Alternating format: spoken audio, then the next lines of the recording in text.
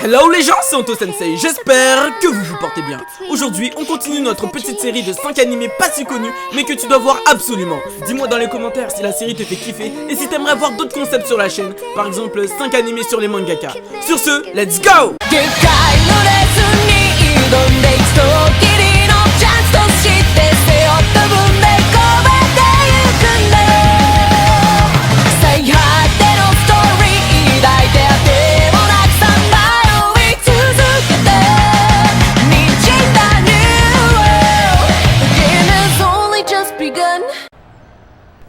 Eden on the East. Lundi 22 novembre 2010, 10 missiles viennent s'abattre à plusieurs endroits au Japon.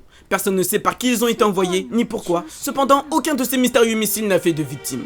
3 mois après cette attaque, Misaki Mori, une jeune étudiante en voyage scolaire aux États-Unis, va se retrouver mêlée à une affaire avec la police. Elle est alors sauvée par un japonais amnésique du nom d'Akira Takizawa. Ce dernier n'aura sur lui qu'un téléphone et un pistolet.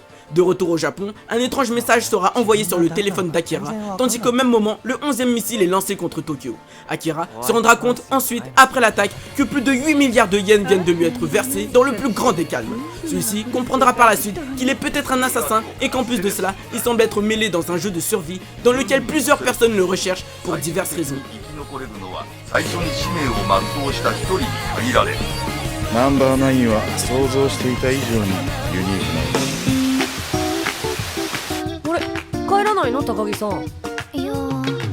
Karakai Juzo no Takagi-san. Nous suivrons la vie de Nishikata, un collégien exaspéré et surtout saoulé de subir les farces de sa camarade de classe, Takagi. Celui-ci va se jurer de lui faire subir le même sort et mettra en place bon nombre de stratégies pour lui faire le plus de salles en classe. Malheureusement, notre petit gars n'est pas très intelligent et se fera souvent battre par Takagi dans ses tentatives de lui foutre le seum. A force, nous verrons une petite complicité se former entre nos deux collégiens. En effet, ces derniers, en tentant de foutre le seum à l'autre, vont commencer à se rapprocher petit à petit, pour le meilleur et pour le pire.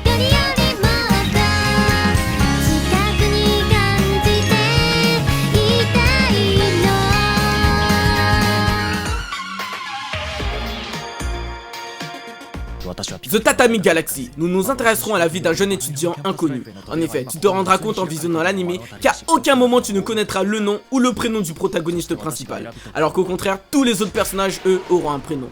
Ironie du sort ou non, mais cet étudiant au prénom inconnu aura un but, devenir un gars connu lors de sa première année universitaire. C'est-à-dire avoir beaucoup d'amis et sortir avec une fille. Il va donc s'inscrire dans un club de son université avec en tête cet objectif.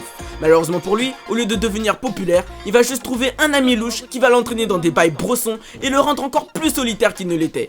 Cependant, à la fin de ses années dans son université, notre héros principal va bizarrement voir sa vie se rembobiner comme une cassette de film et se retrouvera à nouveau au premier jour de sa rentrée scolaire. Ce phénomène arrivera à chaque fin d'année scolaire. Ne comprenant pas pourquoi il retourne sans arrêt dans le passé, notre héros inconnu va commencer à se poser des questions pour sortir de sa boucle temporelle, mais tentera en même temps d'essayer tous les clubs possibles de son université pour réaliser son but principal.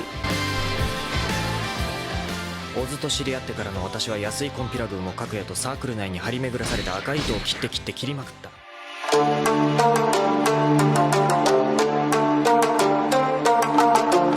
Katanagatari. Avant tout, cet animé n'a aucun rapport avec la série des Monogatari que je te conseille d'aller voir pendant qu'on y est. Le légendaire forgeron Shikizaki Kiki confectionna 1000 katanas durant son existence. Cependant, dans ces 1000 katanas, il en créa 12 disposant d'un pouvoir spécial. En effet, il est dit qu'un seul de ces katanas peut réussir à terrasser une armée entière.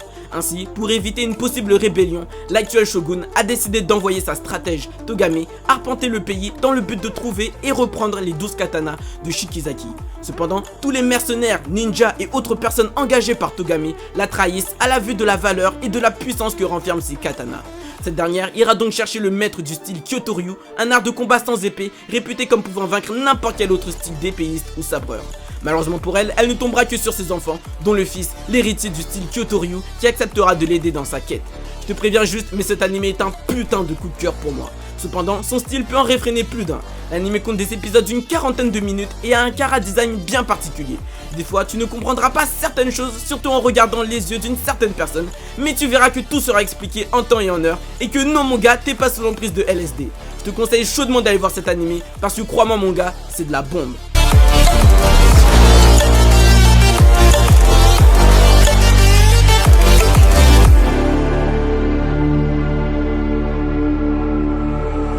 Stranded in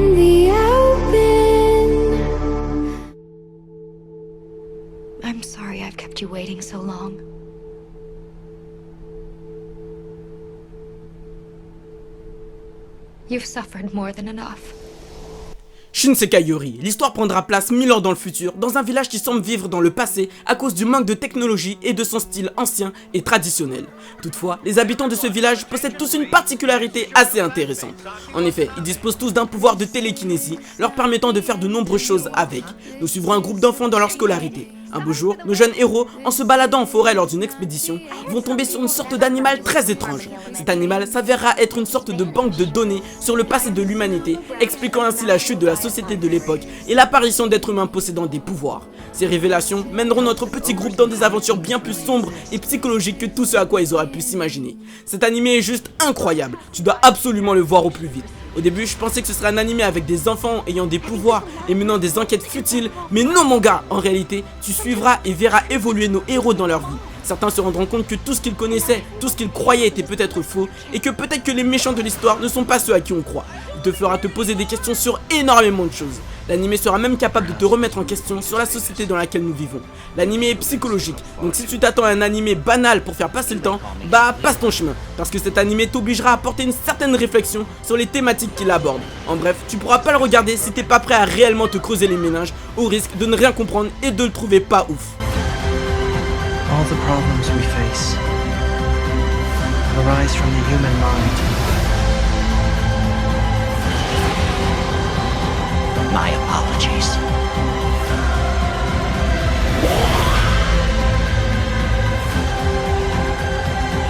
Nothing is lost by trying.